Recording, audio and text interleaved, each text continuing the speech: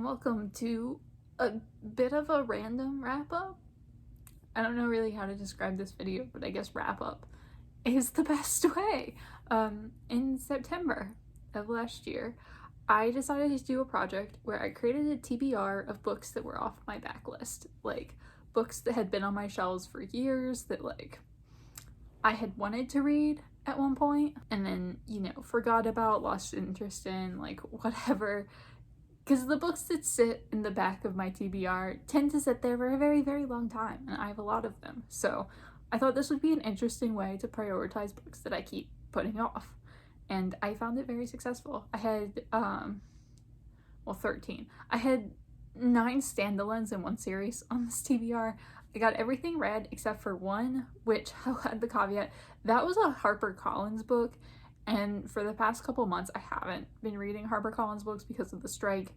I know the strike ended last week. I'd already planned this video, and it's a very long, very dense book. It's a biography of JFK. So there was no way that, I have time to read that at the moment. And I'd already, scheduled this video. So I decided I'm just going to stick that on my next TBR, and I'll talk about that in that wrap-up. But I do have the rest of the books here to talk about that I have completed in some way. I've gone through them. They're no longer on my TBR through whatever means necessary. I'm going to talk about them in no particular order. I had some really wonderful ones. I had some mediocre ones, but I've talked about them all in my wrap-ups before, so let me know if you like me doing this kind of video, because I'm going to keep doing the backlist TBRs. It feels a little weird to be wrapping up these books twice, but it feels weirder to not film a wrap up when I've done a TBR.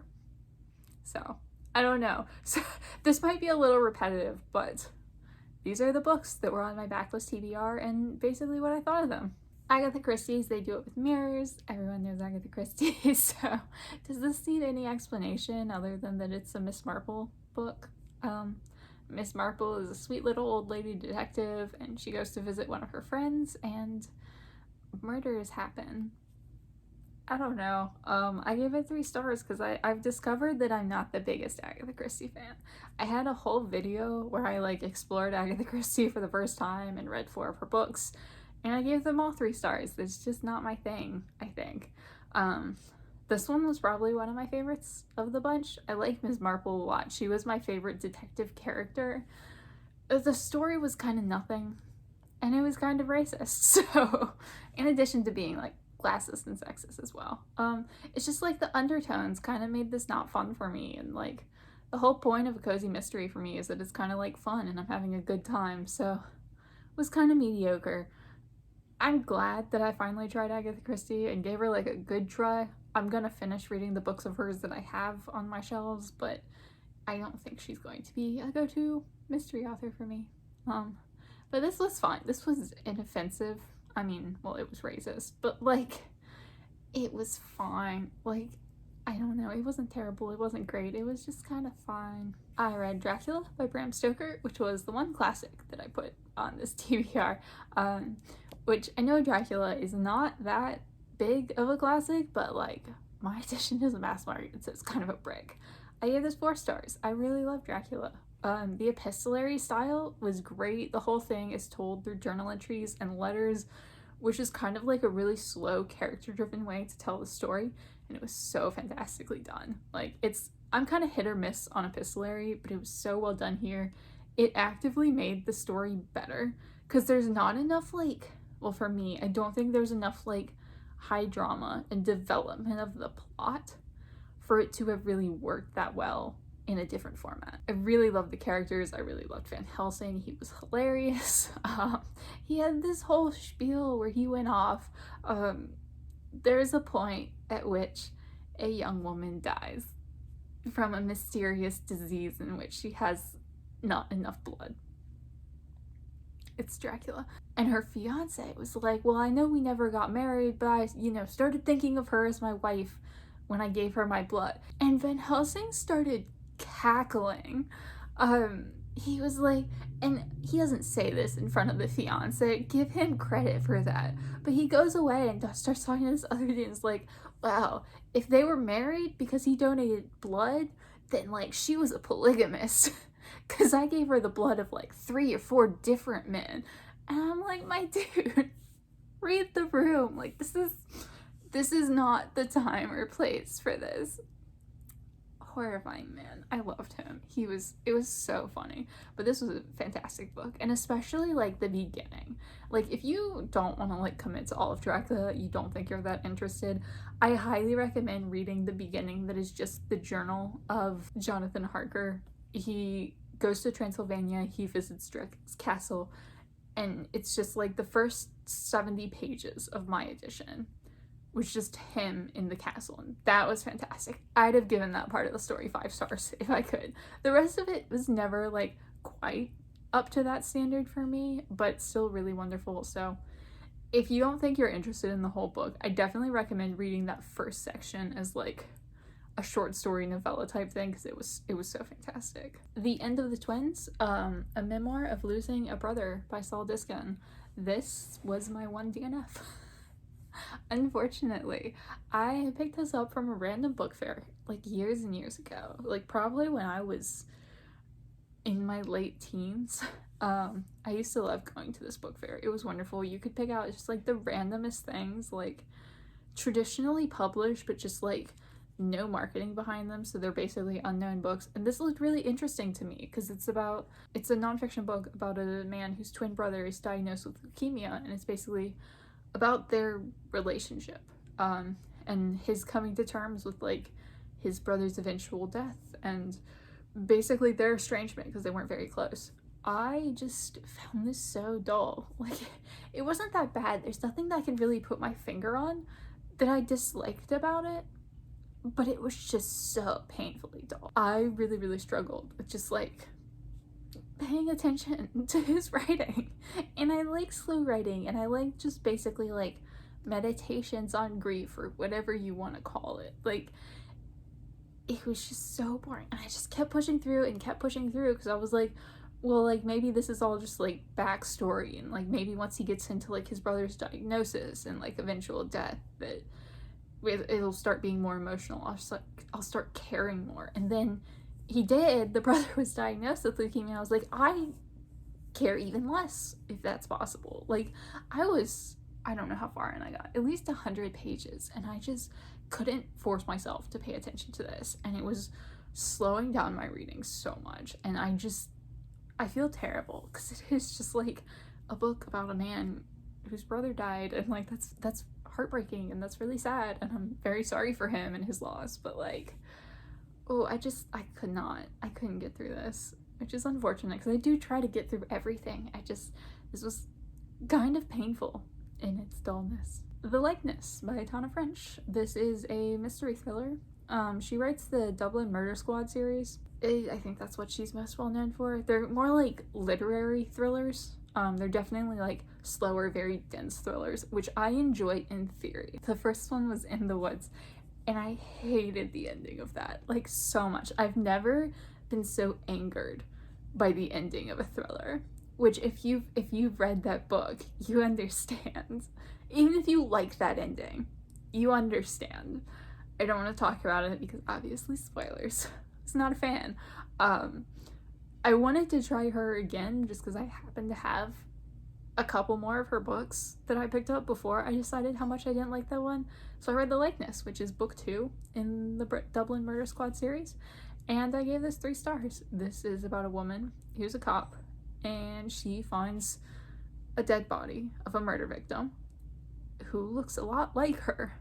So, in the infinite wisdom of the police, they decide that she should go undercover as the murder victim, hang out in her house that she lives in with like her 6 best friends who she's known for years, just go to her classes as a PhD student, teach her classes, like interact with her loved ones, because she looks like this murder victim.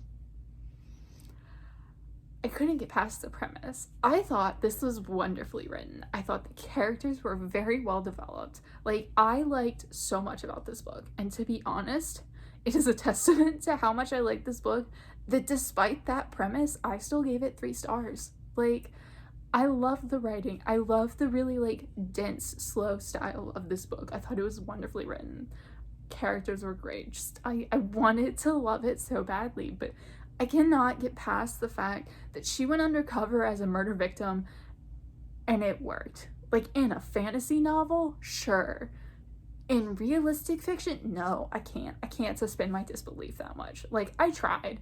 I really tried. I did not know that was the premise going in. Like, I knew that she looked a lot like the murder victim. I didn't realize she went undercover as the murder victim. I can't get past that premise. If you can, and you like a dense thriller, highly recommend. I thought it was wonderfully done in other aspects. This book has made me so badly want to love Tana French, because I feel like there is a book out there that she has written that she hasn't ruined with either a stupid ending or a stupid premise. Because her writing is wonderful and exactly the kind of thing I enjoy. So now I think I'm just kind of committed to reading all of Tana French's books. I actually read 2 books, well, 5 books. One series and one standalone about Vietnam. The first is the Echo Company series. The better one is the Echo Company series. By far better. I loved these. It's a quartet, historical fiction about Vietnam.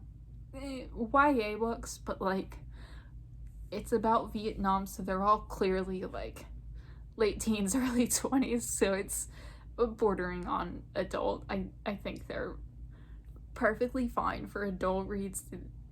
I don't know. I think they're YA more for marketing than like because they're like really YA. But yes, the Echo Company series. All 4 books by Zack Emerson, which is a pen name for Ellen Emerson White. I suppose because it's hard to market books that look like this written by a woman in the 90s. I love them. I love them. I gave all of them 5 stars except the second one. The second one was just a little bit more like combat military focused. I mean, like, clearly they all are. I'm just gonna hold up the first one. They clearly all are very combat military focused, but like the second one was like about a specific battle. There was a lot of information on like their guns and their ammo and like their gear, and I really enjoyed it for the characters and like the story, but that did bog it down just like a little bit for me. But like Ellen Emerson White, her writing style is wonderful. I love her so much. These are great historical fiction. The characters are wonderful. It's so sad, and like I always try to talk about the way her books are sad, because you think in a war book it's sad because people are dying, which like yes, but like she's really good at capturing the really small relatable aspects of sadness, because like it's hard to relate to big tragedies on the surface. Like they are like objectively sad things, but they don't pull at like your emotional heartstrings. It's like the little elements of those big sad things that really hit you the hardest, and she's so good at drawing out like the tiny details that just make me sob. I knew I was gonna love these. I didn't really know how much, because like I'm not the best with like military stuff, and I thought these would be like too military-esque for me, and they really weren't. Like they're much more about like the characters who happen to be in the situation, and like wonderfully written books, wonderful historical fiction, wonderful characters, wonderful story. I'm most sad that there's only 4 of them. I feel like this could have been like a 12-book series and I just would have devoured them all. But like, highly recommend if you think you might possibly, the slimmest of margins, be interested in these books, because I fell in love. The Boys of My Youth by Joanne Beard. This is a creative nonfiction essay collection. I gave this 4 stars. I really enjoyed it. Like, I don't really know how to describe it other than that. Some of the essays were like a little bit hit or miss. There were a couple that I really, really loved, like 5-star, these are amazing, I will go back and reread these type of essays. And then there were a couple that just felt like meandering and overwritten and way too much. But like, whenever you're reading a collection of anything, I find that's like pretty much always the case. But for the most part, I really, really enjoyed these. The ones that were fantastic were really fantastic. She has one. What's it called? I always want to recommend the one. The Fourth State of Matter, which she wrote about a shooting at the university she worked at. and some people she was very close with died, and she like intertwined that with the health decline of her dog, which sounds offensive when you like put it like that, but she did it so well, and it was so like difficult to read and so emotional, and like, oh, it was beautiful. I definitely recommend looking up The Fourth State of Matter by Joanne Beard, because you can find it for free online. It's like a 20-page essay. It's well worth the read. And then there were a couple of other ones that were fantastic too, and then like others that were very good reads but not that memorable.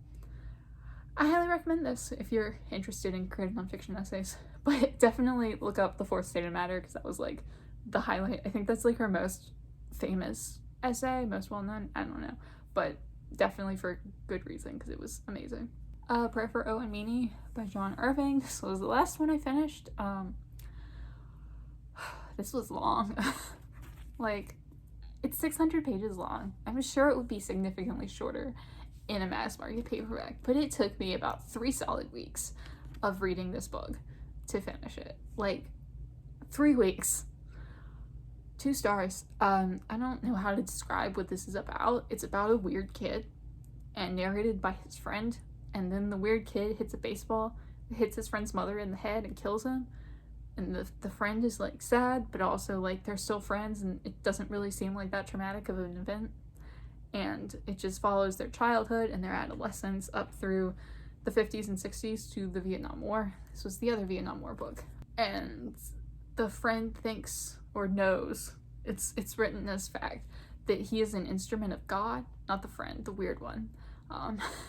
He's an instrument of God, and he has a weird voice that sounds like a perpetual falsetto scream, and he knows the day on which he dies because he has a dream when he's like a kid, and I don't know.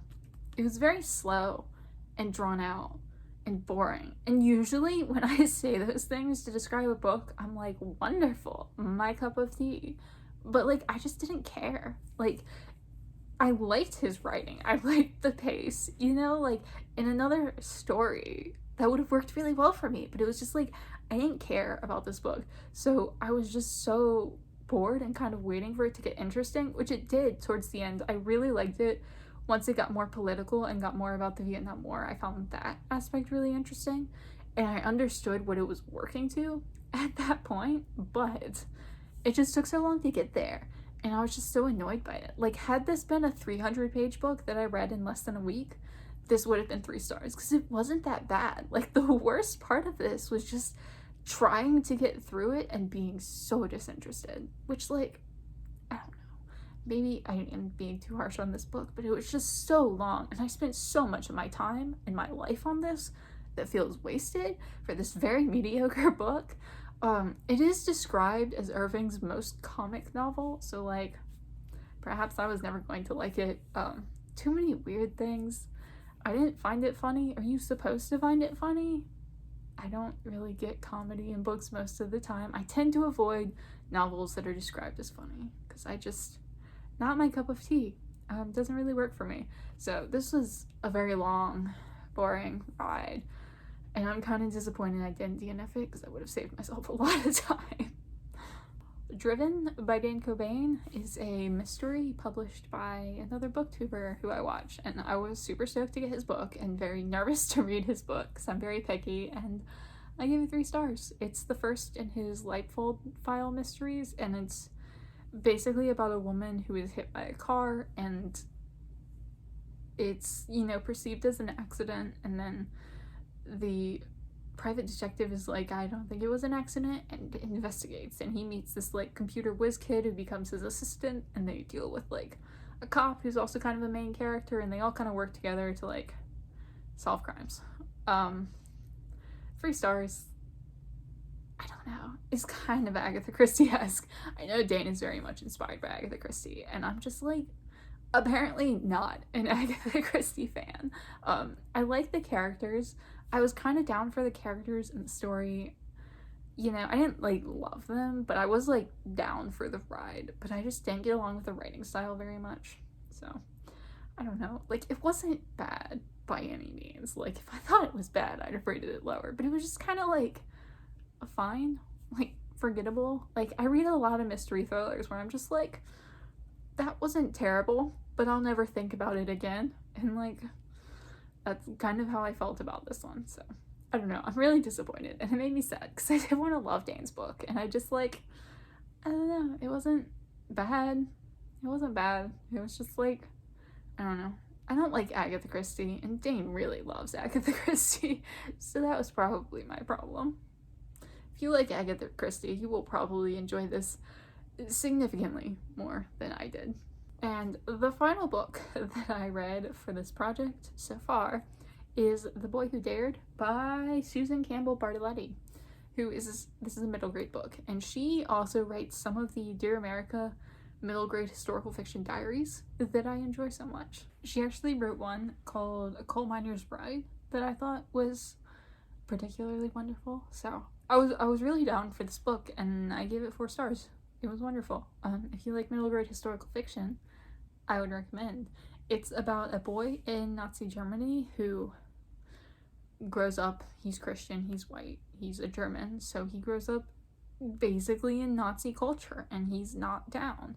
He's also Mormon, and his faith does play a lot into like his beliefs. And his mother winds up remarrying a guy who's kind of high in the Nazi regime. Like, not like absurdly high, but he's well known and respected, and like a very devout Nazi, I guess. You would put it that way. So Helmuth joins the Hitler Youth because like it's mandatory, he has to, and he's like, the more he thinks about it, the more he thinks this is bad. Like, not that he was ever like a Nazi, he's definitely like, he joined because he had to, and then like he just starts slowly committing treason and like listening to the radio to hear what the British are doing and like sharing documents, and eventually the Nazis discover him, and it's just like his story, and it's based on a true story. Like, Helmuth Hubener was a real person. This story sticks really close to his story, which I enjoyed.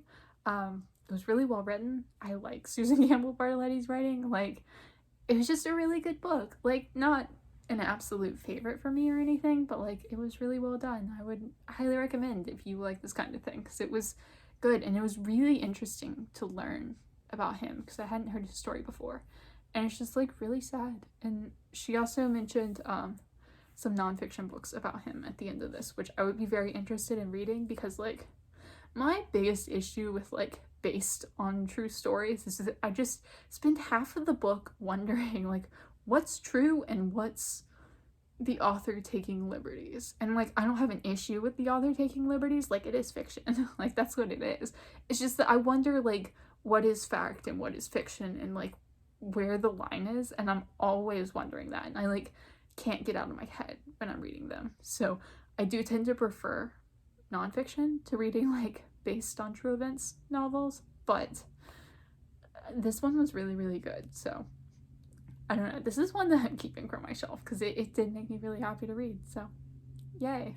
I'm counting this as a great success. I'm actually going to be posting another TBR for the next 6 months or however long it takes me, because I had fun doing this, and it was really, it felt good to get to a lot of books that I've been putting off for various reasons for a very long time, and I found some that I really enjoyed, and I found some that will be leaving my shelf, which is basically all I want.